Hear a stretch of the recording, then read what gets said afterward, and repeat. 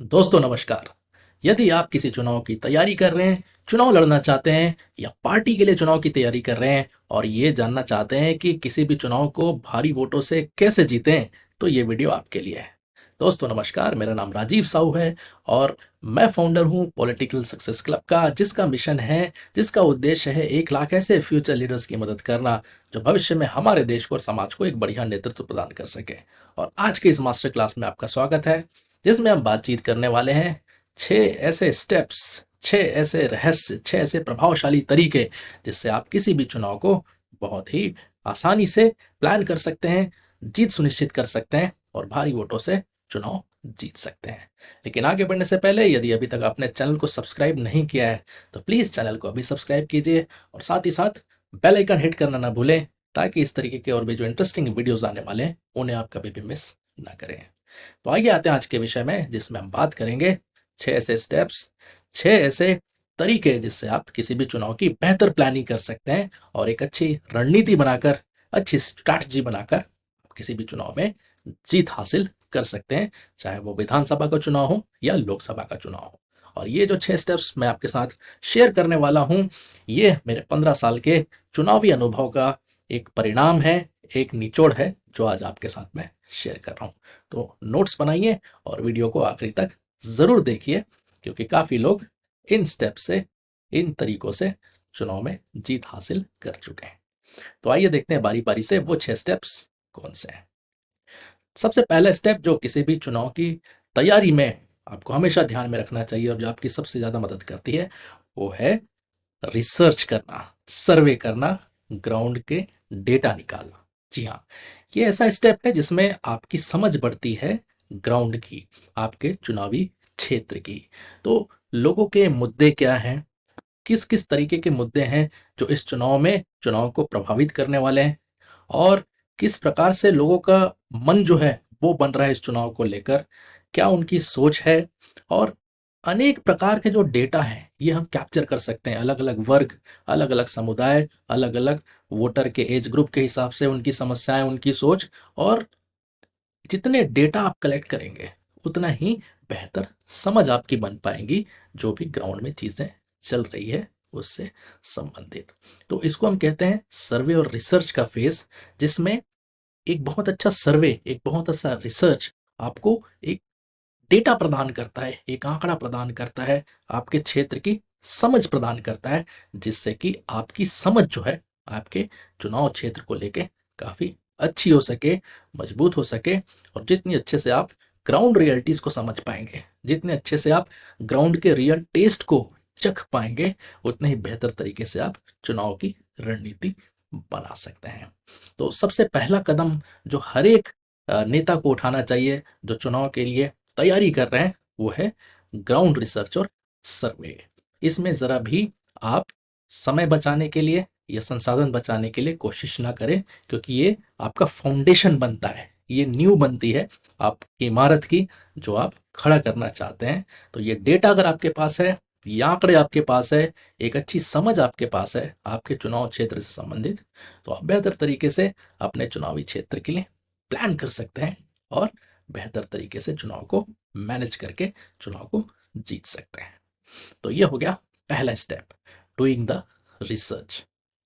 अब दूसरा जो स्टेप है, दूसरा जो काम आपको करना है किसी भी चुनाव की तैयारी के लिए, वो है एक स्ट्रैटेजिक गोल तय करना, लक्ष्य तय करना कि कितने वोट्स की आवश्यकता है आपको उस चुनाव को जीतने के लिए। जी हाँ, जितने भी वोटर्स आपके क्षेत्र में हैं, तो पॉपुलर वोट्स की संख्या कितनी होनी चाहिए उस चुनाव को जीतने के लिए, पिछले परिणाम जो है वो क्या बताते हैं, किस प्रकार से वोटिंग पैटर्न है आपके क्षेत्र का, और आपको इस चुनाव में कितने वोटों की ज़रूरत हो सकती है। तो जब हम एक लक्ष्य निर्धारित करते हैं तो उससे हमें आसानी होती है उस लक्ष्य तक पहुंचने के लिए। तो उस लक्ष्य के माध्यम से हम टारगेट कर सकते हैं कि जितने वोट्स हमें चाहिए, उतने वोट्स को प्राप्त करने के लिए कितने परिवारों तक हमें पहुंच बनानी पड़ेगी, वो परिवार कहाँ हमें मिलेंगे, कौन से हमारे ऐसे बूथ हैं जहां से हमें इस प्रकार के वोट मिल सकते हैं। तो जितना ही आप माइक्रो लेवल पे लेकर जाएंगे इस आंकड़ों को, उतना ही आप मजबूती से अपने चुनाव की तैयारी कर सकते हैं और आने वाले चुनाव में आप जीत हासिल कर सकते हैं। तो ये हो गया दूसरा स्टेप कि एक गोल तय करना, कैंपेन गोल या वोट का गोल, जिस संख्या से आप चुनाव में जीत हासिल कर सकते हैं। अब तीसरा जो स्टेप है, तीसरा जो काम आपको करना है किसी भी चुनाव की तैयारी के लिए, वो है एनालाइजिंग एंड टारगेटिंग वोटर्स। जी हाँ, ये एक बड़ा ही इंपॉर्टेंट स्टेज है, बड़ा ही इंपॉर्टेंट स्टेप है, क्योंकि चुनाव में जीतने के लिए आवश्यक होता है वोट्स। तो यदि आपको पता ही नहीं होगा कि आपका वोट्स कहाँ है, आप वोट कहाँ से लेके आने वाले हैं और कौन वो लोग हैं, कौन से वो बूथ हैं जहाँ से आपको वोट पड़ते हैं, तो आप अंधेरे में ही तीर चला रहे हैं। तो आवश्यकता है एक एक वोट की पहचान करना जो आपको विजय तक ले जा सके। इसीलिए वोटर लिस्ट लीजिए,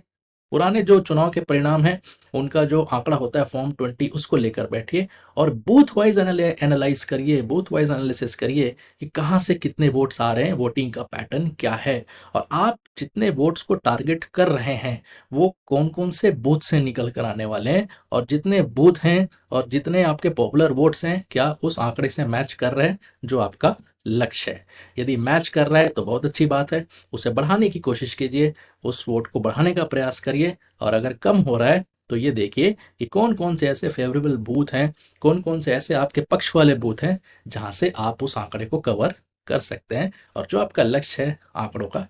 वोट का, वहां तक आप पहुंच सके। तो ये हो गया तीसरा step, analysing and targeting the voters. अब चौथा स्टेप है, जो चौथा काम आपको करना है वो है डेवलपिंग अ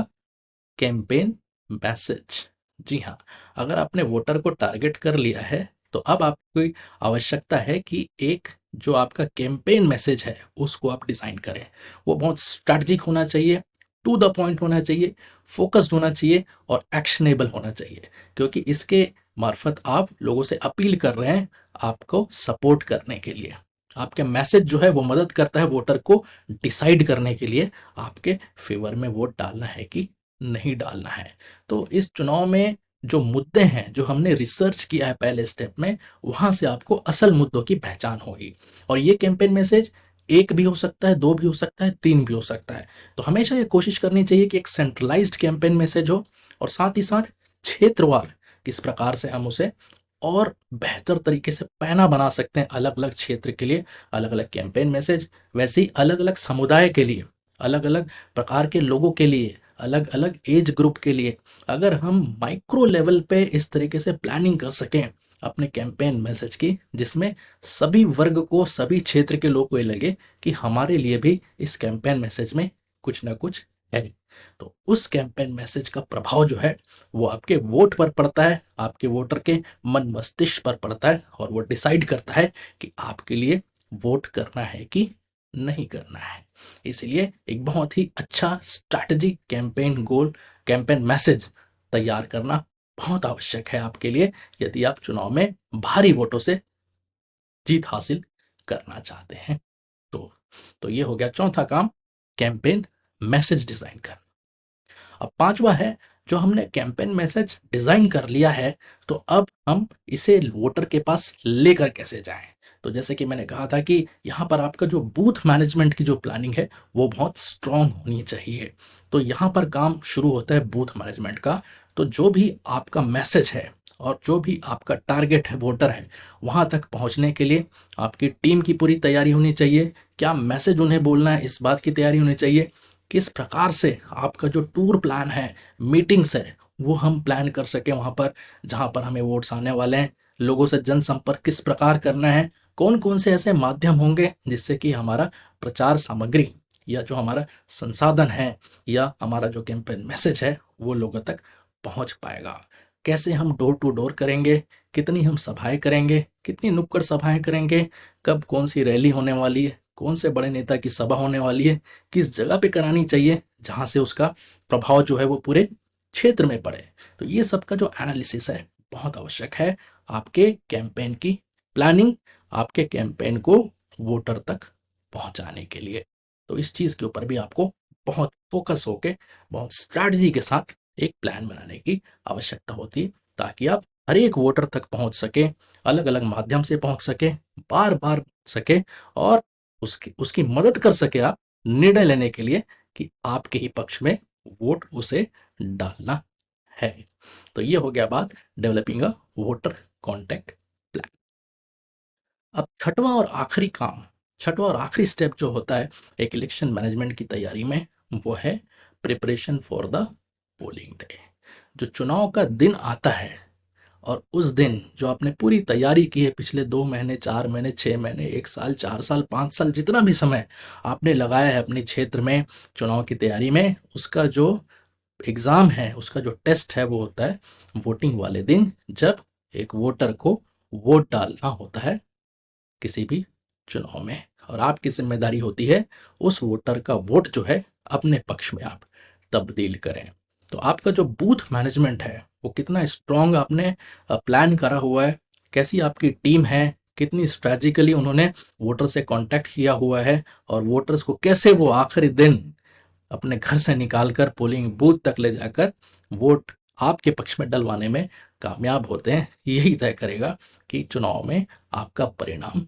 क्या होने वाला है। तो हर एक बूथ से जो भी हमारा टारगेट है,